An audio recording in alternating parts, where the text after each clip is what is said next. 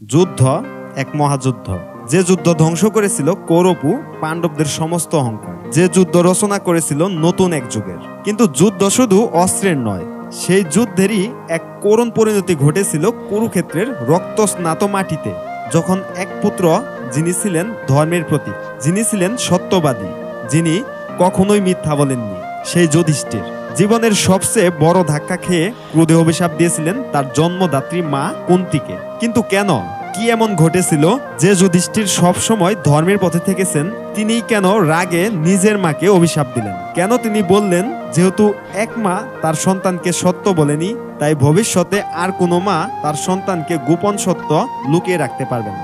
আজ আমরা এই কাহিনীর গভীরে প্রবেশ করব, ফিরে যাব সেই ভয়ঙ্কর সময়ে যেখানে যুদ্ধের রক্তাক্ত রাজনীতির ভেতর লুকিয়ে আছে এক মায়ের গোপন সত্য আর এক পুত্রের অগ্নিসম ক্ষোভ। যুদ্ধ হয়ে গিয়ে চলছে তার অন্তিম পর্বের দিকে। কৌরব সেনা বিধ্বস্ত, চারদিকে শুধু তীরের ঝনঝনানি, রথের চাকা গোড়ানোর শব্দ, আহতদের আর্তনাদ। ধুলোমাখা যুদ্ধক্ষেত্রের মাঝখানে দাঁড়িয়ে আছেন ধর্মরাজ যুধিষ্ঠির, কিন্তু তার মন আরো বেশি ভারী।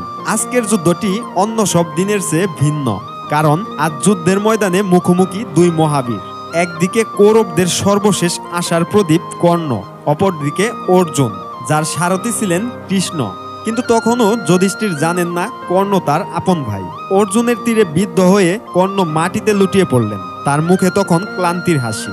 আর সেই মুহূর্তে কৃষ্ণ বললেন, পাণ্ডবগণ শুনুন, যাকে তোমরা শত্রু মনে করছো, যাকে কৌরবদের দুঃসাহসের প্রতীক ভেবেছো, যাকে আজ হত্যা করে পাণ্ডবদের জয় নিশ্চিত করলে, সে কর্ণ তোমাদেরই রক্ত। তিনি কুন্তিপুত্র, তোমাদের আপন ভাই। যুধিষ্ঠির স্তব্ধ হয়ে গেলেন। এই কি সম্ভব? কর্ণ তাদের ভাই, তাহলে এতদিন তারা কি করলেন? যুদ্ধক্ষেত্র তখন শান্ত, কিন্তু যুধিষ্ঠিরের মনে প্রচন্ড ঝড় চলছে। তিনি মায়ের কাছে ছুটে গেলেন। কুন্তি তখন চুপচাপ বসে আছেন, যেন কিছুই হয়নি। যুধিষ্ঠির রাগে কাঁপতে কাঁপতে বললেন, মা, এটা কি সত্য কর্ণ আমাদের ভাই ছিলেন? আপনি আমাদের কেন বলেননি? কুন্তি তখন চোখের জল ফেলতে ফেলতে বললেন, হ্যাঁ পুত্র, কর্ণ তোমাদেরই বড় ভাই ছিলেন। তিনি আমার প্রথম সন্তান, কিন্তু সমাজের ভয়, লজ্জার কারণে আমি তাকে ত্যাগ করেছিলাম। যুধিষ্ঠির তখন খুবই ফেটে পড়লেন। তাহলে এতদিন আমরা কি করেছি মা? আমরা আমাদের নিজের ভাইকে হত্যা করলাম। আপনি কি জানতেন মা? এই সত্য যদি আমরা আগে জানতাম, তাহলে হয়তো এই যুদ্ধই হতো না। ভীম বললেন, মা, আপনি আমাদের কেন বলেননি? আমরা তো তাকে আপন করে নিতে পারতাম। কিন্তু কুন্তি চোখ, তার চোখ দিয়ে অশ্রু গড়িয়ে পড়ে। কিন্তু যুধিষ্ঠিরের হৃদয়ে তখন কর্ণের আত্মার চিৎকার বাজছে। তিনি শপথ নিয়ে বললেন, আমি আজ আপনাকে অভিশাপ দিচ্ছি মা, আজ থেকে আর কোনো মা তার সন্তানকে জন্ম সংক্রান্ত কোনো সত্য গোপন রাখতে পারবে না। যে মা তার সন্তানের সত্য জন্ম পরিচয় গোপন করবে, সেই সত্য একদিন প্রকাশ পাবেই। এই কথা শুনে কুন্তির হৃদয় বিদীর্ণ হয়ে গেল। তিনি বললেন, পুত্র, আমি জানি আমার ভুল হয়েছে, কিন্তু কখনো কখনো সত্য প্রকাশ করা যায় না। সমাজ, পরিবেশ, পরিস্থিতি, এই সব কিছুই একজন মাকে বাধ্য করে কিছু সত্য চিরকাল গোপন রাখতে। আমি যদি কর্ণকে আমার সন্তান বলতাম, তবে সমাজ আমাকে কি দিত? তোমাদেরই বা কি হতো?